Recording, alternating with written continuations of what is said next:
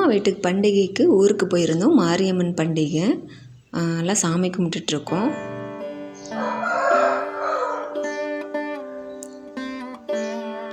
அம்மா, சித்தி, நான், அப்புறம் வண்டி வேடிக்கைக்காக எல்லாம் வேஷம் போட்டிருந்தாங்க. இது அவங்கவுங்க வேண்டுதலுக்காக. இது வந்து என்னோடய தங்கச்சி நிற்கிறது.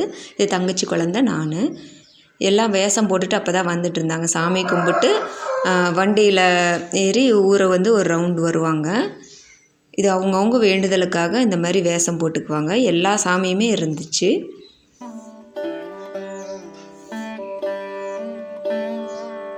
இது வந்து விஷ்ணு சாமி, அரக்கர், சரஸ்வதி, லட்சுமி எல்லாமே இருந்துச்சு.